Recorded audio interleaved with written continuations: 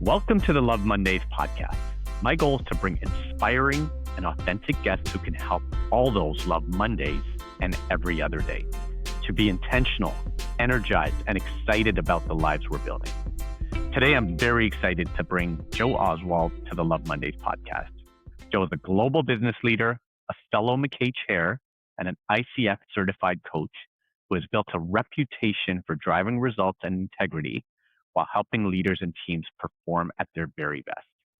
What I love about Joe's story, it's not about business success only. It's about leadership, mindset, and the ability to bring out the best in people, even in the most challenging environments and times.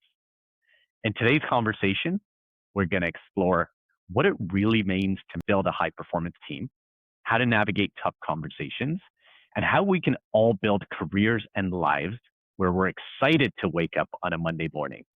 Joe, welcome to the podcast. Thank you, Ron. Great to be here.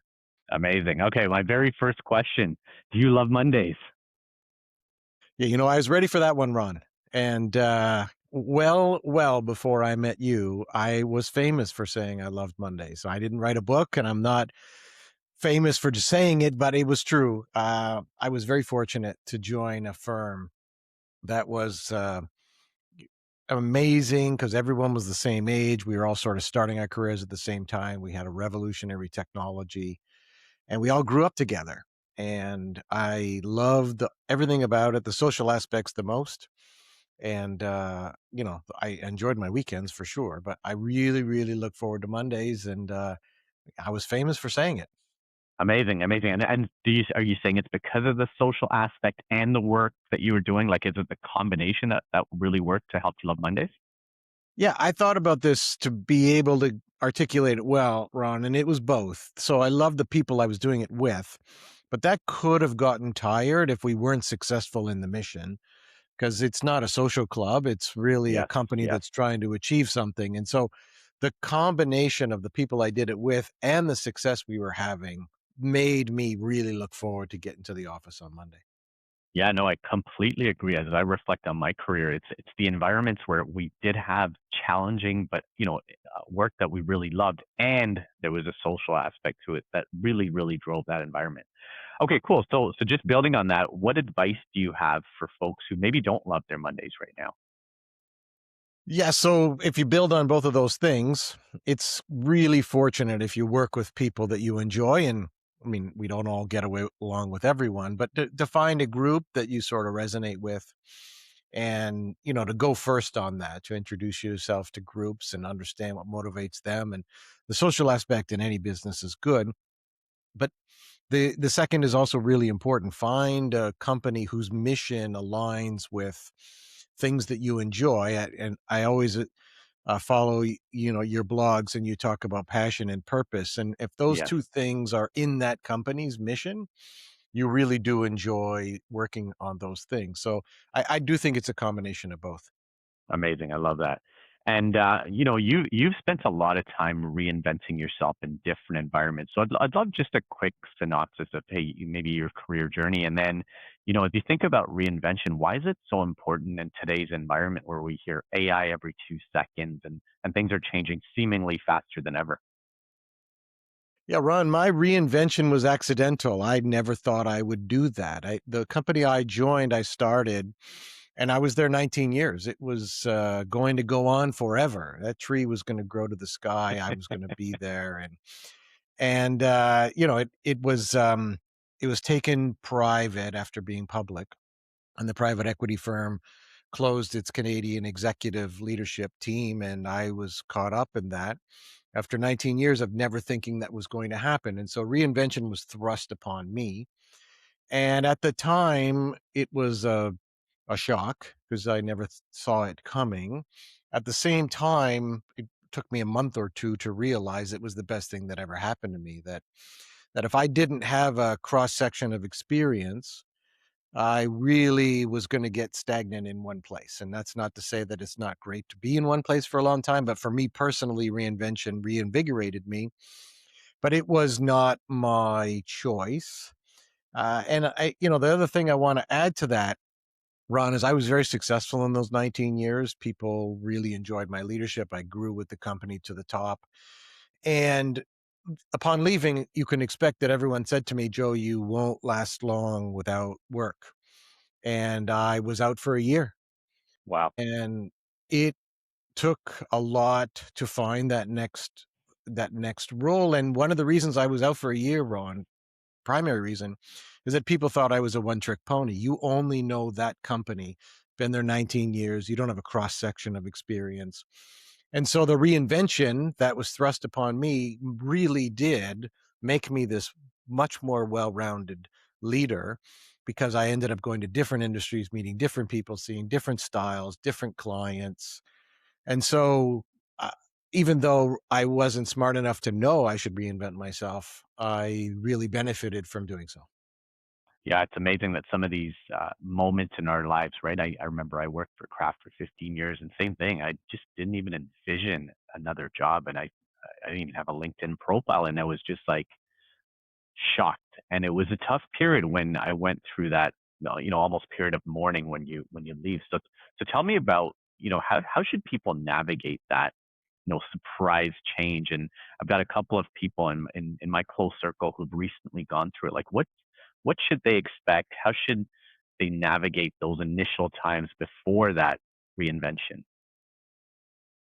So before it's thrust upon you potentially, I learned my lesson the hard way that you should always have a plan B. You should always be networking outside of your firm. Certainly what you and I both made the mistake of with only one email address, which was the corporate one. Uh, we need to maintain something that is owned by us, and so that's really what I recommend to my clients. Not only a plan B, Ron, but really to build career equity. And what I mean by that term is whatever you're doing in your role, understand if it is and how it can contribute to your value to that company, but also to your worth to other companies. And building that is super important. So, not only a plan B network, who else is hiring, where else could I go, but also how am I developing myself in the role I'm at, challenging myself, saying yes to things that put me out of my comfort zone, learning from mentors that have done it before, all these things that, again, I wasn't intentional about it, but I did. I asked our CEO so many questions for so long, and he was a great help in my development. And that's certainly what I would recommend to anyone.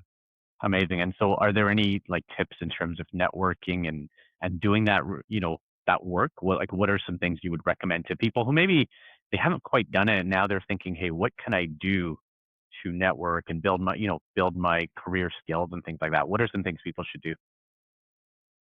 So when it happened to me, networking wasn't really a well understood concept, and so no one did it. We stayed in our industries. We went to our industry events, and we stayed so siloed that it wasn't something that was encouraged. Today, networking is everywhere.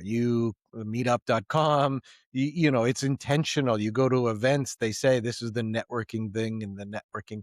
And so you can be very overt about the fact that I am here to network. When you introduce yourself to someone, I'm so happy to be networking with you. It really now is encouraged. And in that networking, it's super important to have it be a two-way street, to be interested in the other person and obviously get plant a few seeds about yourself. And and the all networking, what I tell my clients is a very simple acronym. Your goal in networking is to get advice, information, and more meetings, and that spells AIM. So the aim of networking Yes. is that. And so you're not there to ask for a job, you're there to learn. And people love to give advice. People love to inform people when they ask meaningful questions. And so come prepared to do that. And you'll find very rich conversations where you can learn a lot. Yeah, I know. And even for me, like when I left Kraft, I did this outplacement service at LHH, and I know you've got some great experience there helping people navigate career transitions. And my initial instinct was, hey, I'm Ron Montero. I've got 15 years of experience, and here's my resume, and I'm looking for this type of job. And what was beautiful about that coaching was like, no, that's exactly the opposite of what you're doing. So I love the AIM acronym.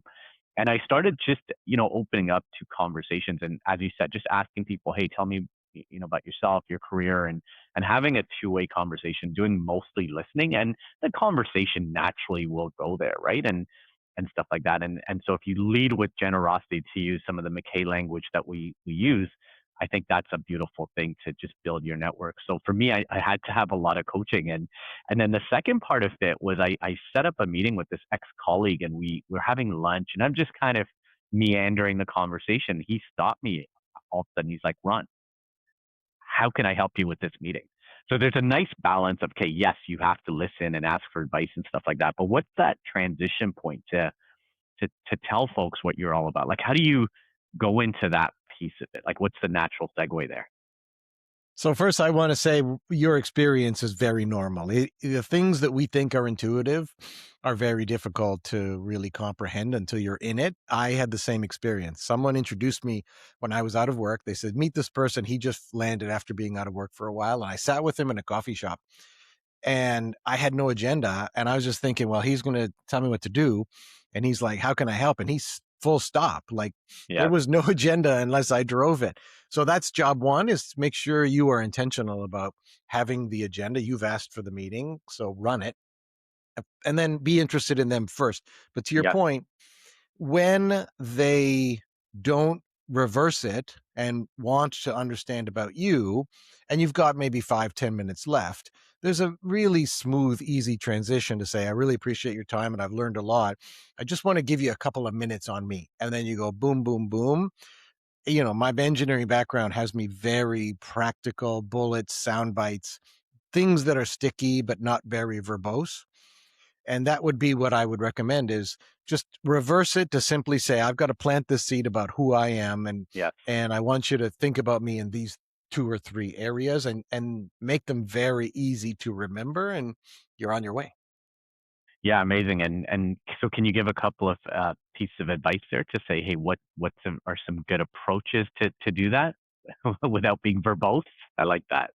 Yeah. So the best thing is not to be generic. People tend to want to be broad and generic because they think to themselves, if I'm really broad, I can hit any target, right? So I'm a senior executive, and I love people, and I can motivate people, and I'm really excited to do that again. Okay, if that's your bullet, you're not memorable at all. I don't exactly know what you could do. I don't know who introduced you to. So we always say specificity gets results. So you need to be more specific. Let's just Yes. say, for in your example, I'm a CPG executive. I want to stay in the CPG industry and take advantage of my contacts and my experience here.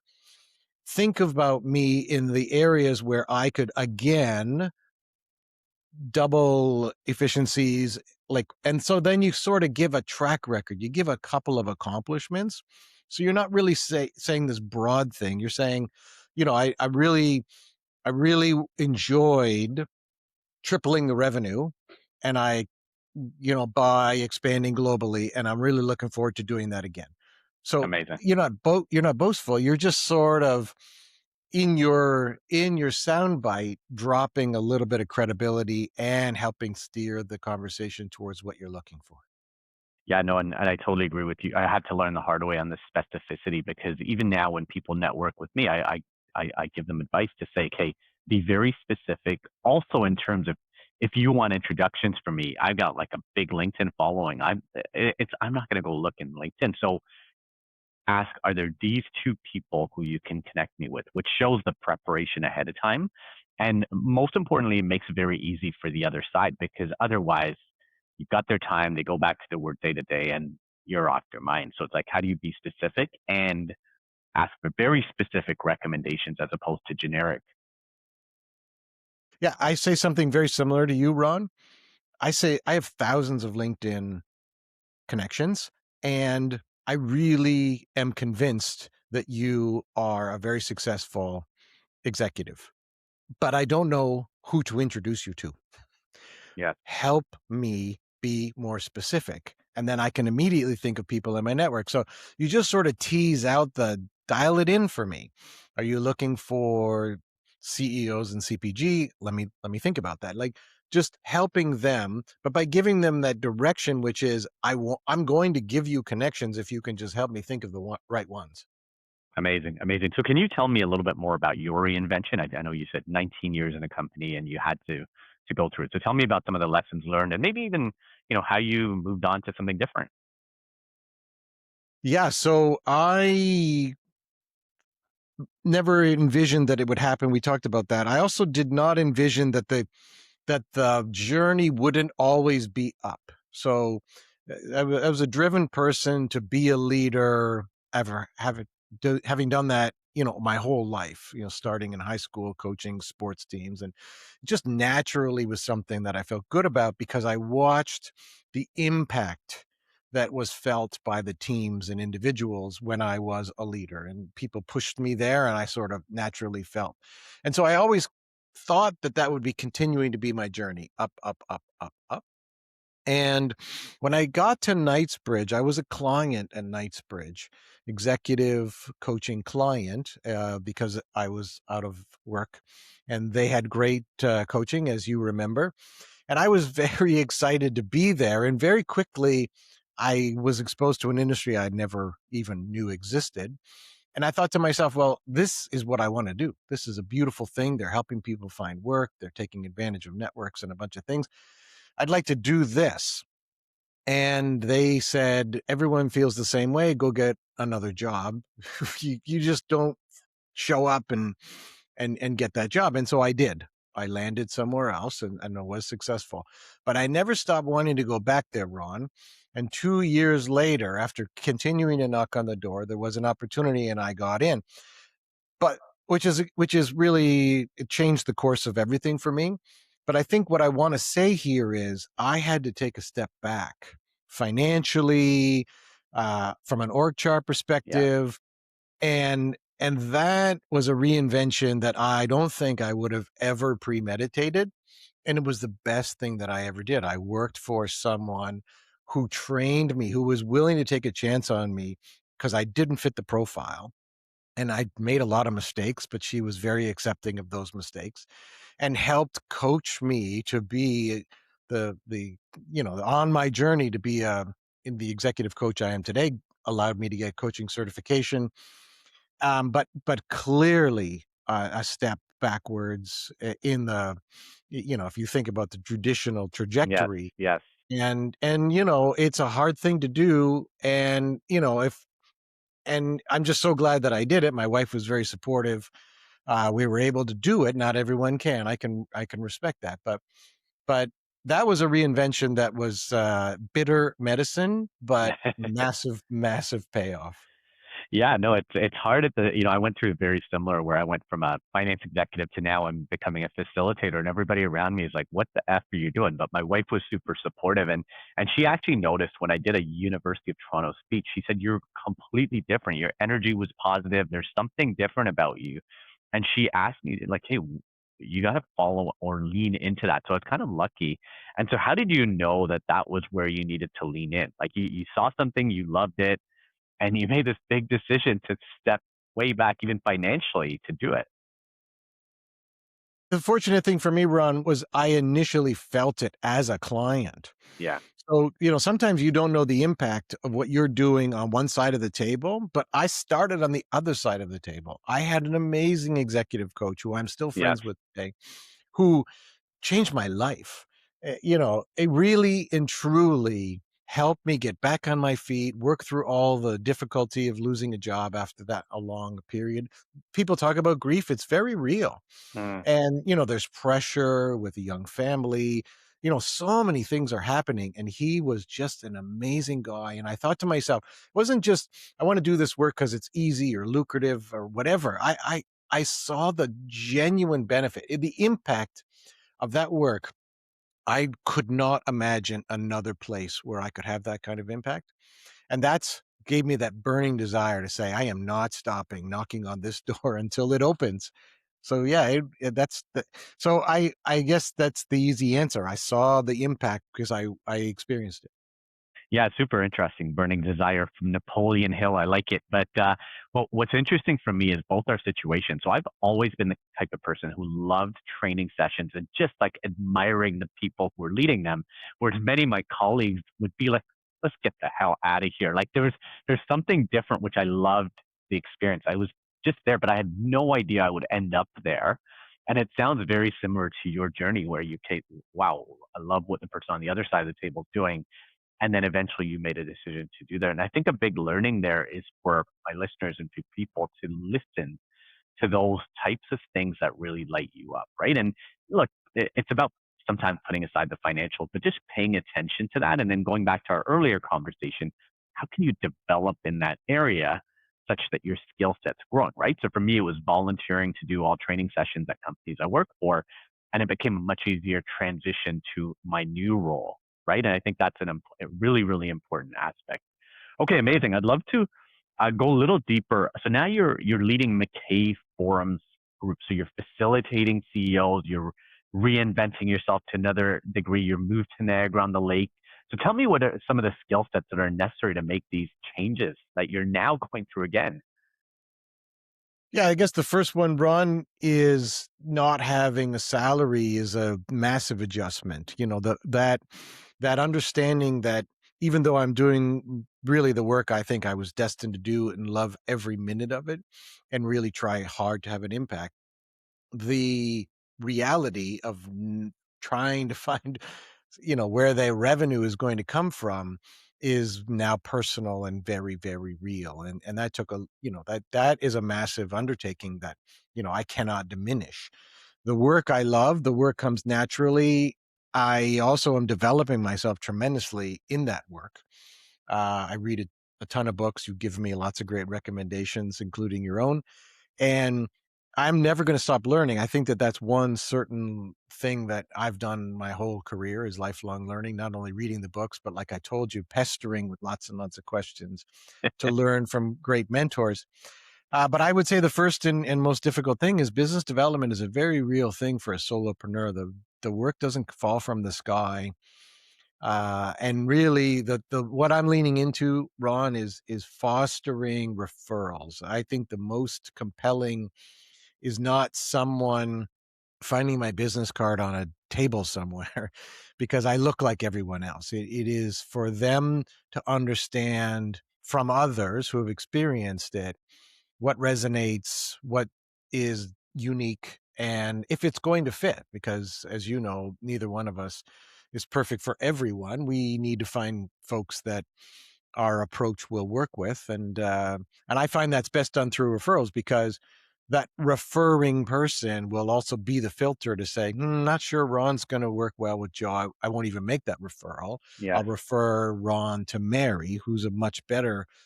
So again, referral I find is a nice natural filter that leads you to opportunities that fit. Yeah, no, I love that. And in terms of the business development, I know sales is something you're very passionate about. It's something I've had to learn from scratch. I went from finance, running P&Ls and budgets and things like that, to now I've got to build my own business and sell.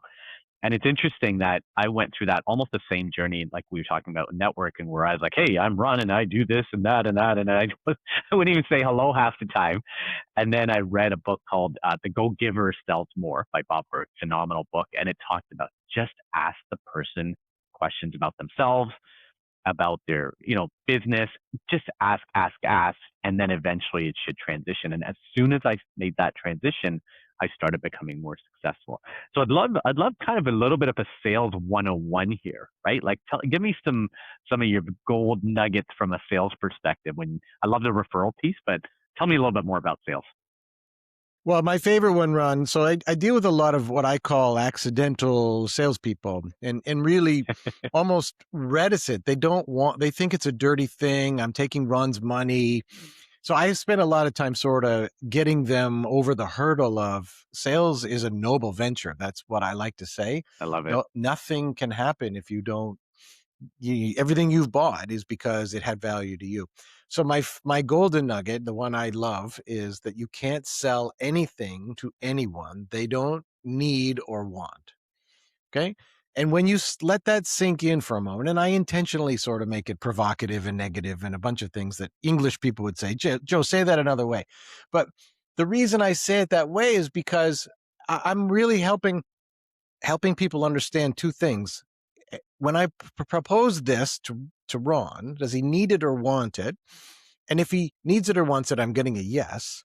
But if he doesn't need it or want it, I'm getting a no. And I'd like to know that as fast as possible. Yes. And so I always say to them, like, don't worry. You can't sell something to Ron that he doesn't need or want. So start there.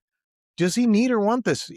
And and so then it's like, well, if he doesn't, I'll move on to someone who does. I don't want to waste time. Ron's not interested. And I mean, my example is so simple. I mean, Ron doesn't own a house and I sell roofing.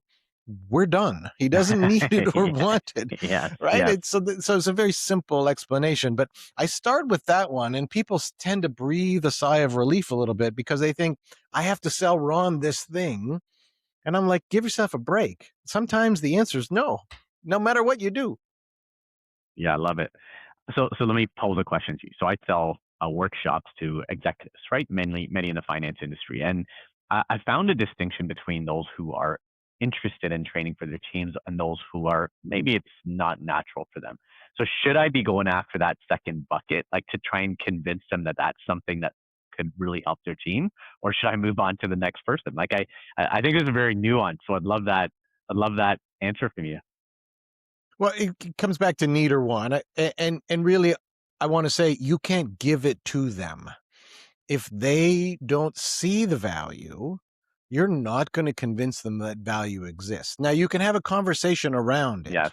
Yes. right? You can simply try and peel back the onion where potentially you have value they're not seeing because they could need it or want it, but they don't see it initially. So have the conversation. This isn't a quick, because people need to understand what's behind it. And you could trigger a desire in the explanation, especially around outcomes.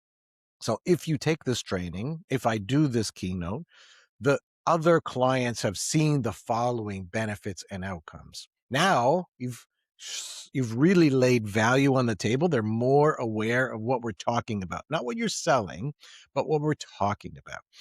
And if they now can make a connection of, I think I need that, there's a group that would be perfect to hear that message. Now that I understand the message and have heard other people have value and have benefit from that, now I'm interested. So it's not an initial probing, you go a Yes. little deeper, and so yeah, value is important for you to just see if they can see it, but you can't give it to them. Yeah, no, and even for me, like with my approach with that is I'll plant the seed, but I'm not gonna keep going if I don't see that want as well from the other side. And initially, I would bang my head against the wall because I'd approach every client the same, right? And I love your distinction to say if you don't have a house, you don't need a roof. But it's very similar to my clients where some seeds that I planted many years ago are now germinated because there is a current need. They might have moved to a different organization, different team, different skill set they need, and that's what happens. Okay, cool. Tell me a little bit more about sales. Like, what are some of the other things you do to build in terms of business development?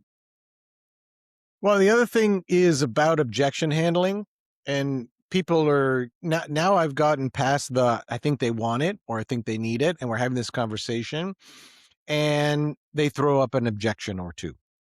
And people get very nervous about that. They start to retreat.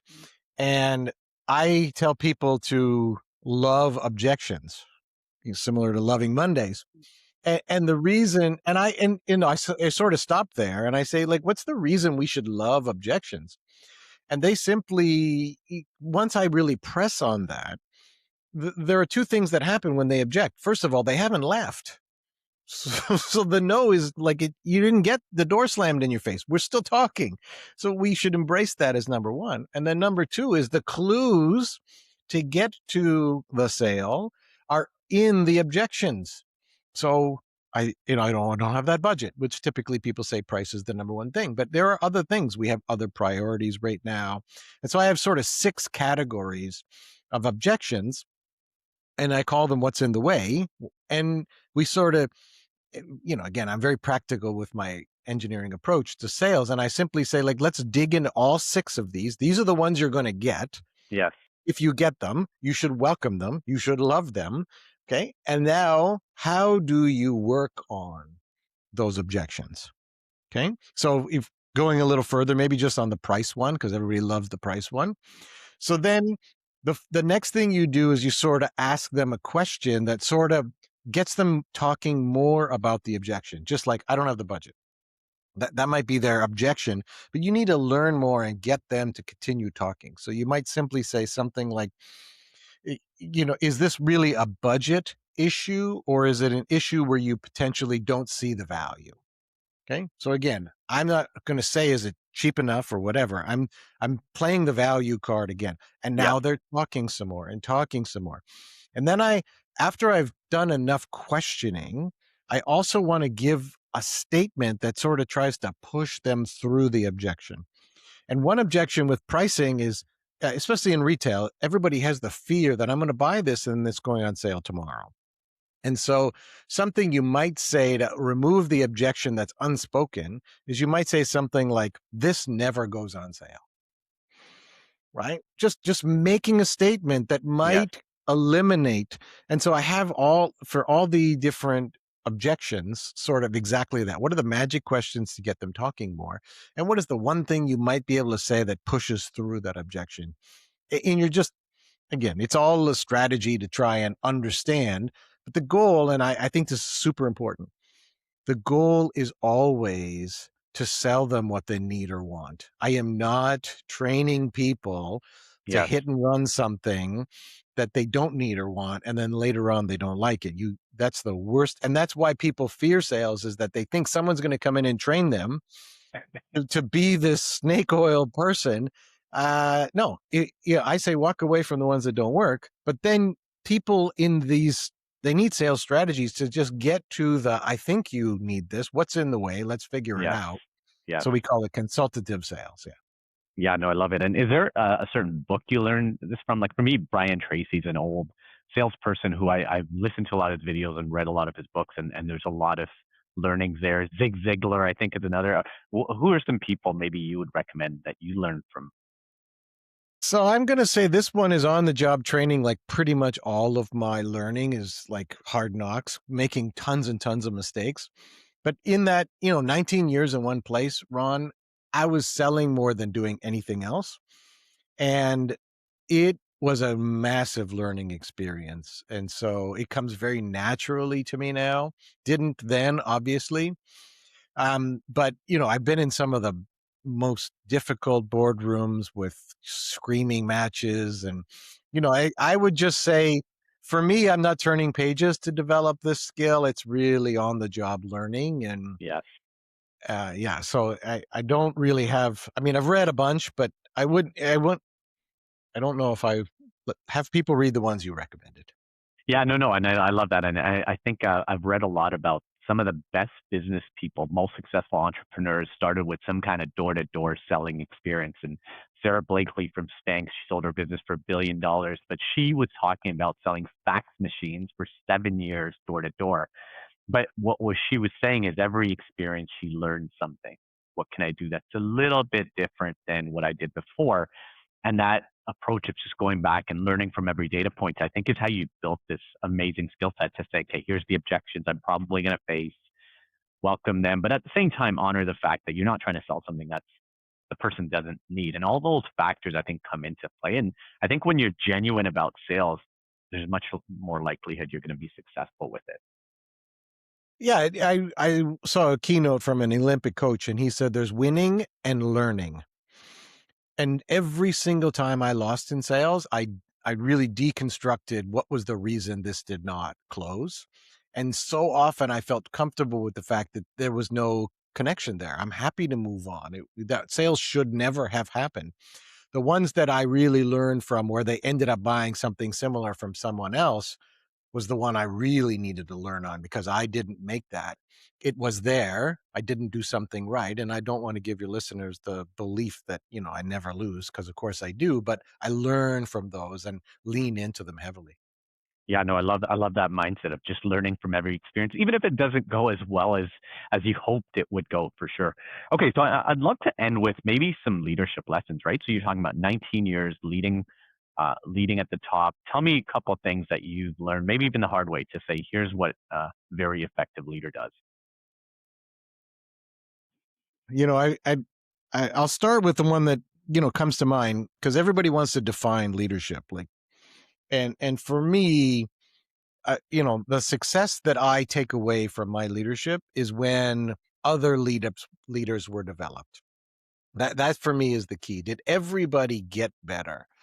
And I call it career equity. And I don't really care if you want to be a leader or you just want to earn more money in the company or somewhere else. My goal is to understand what motivates you.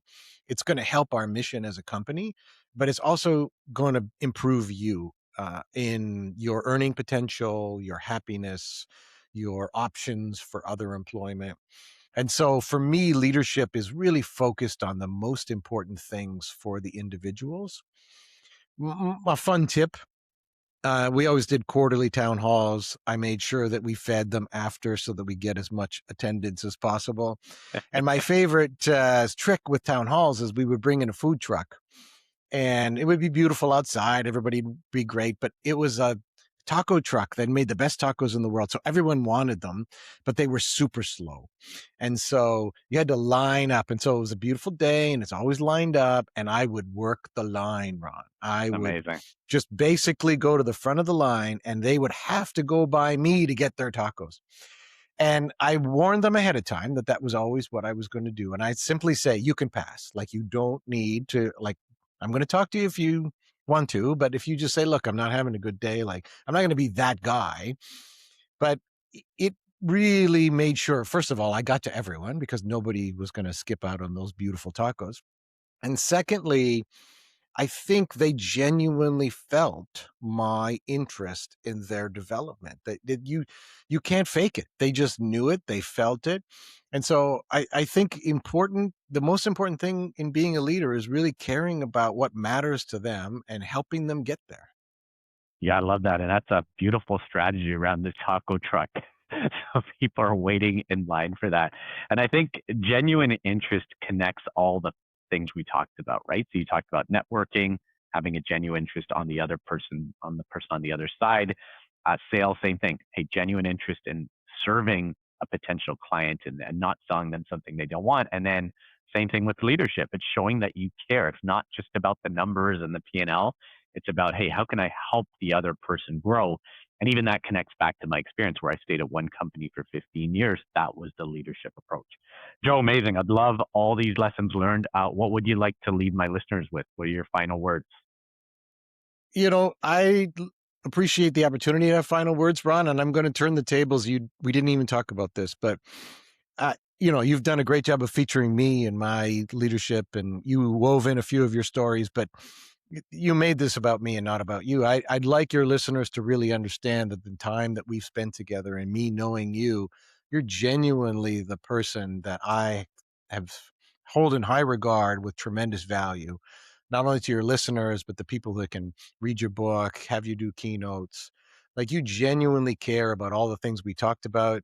We have very similar stories. So, I can't thank you enough for this opportunity, but I also want to endorse you for the people who want to, explore more about the things you can do for them.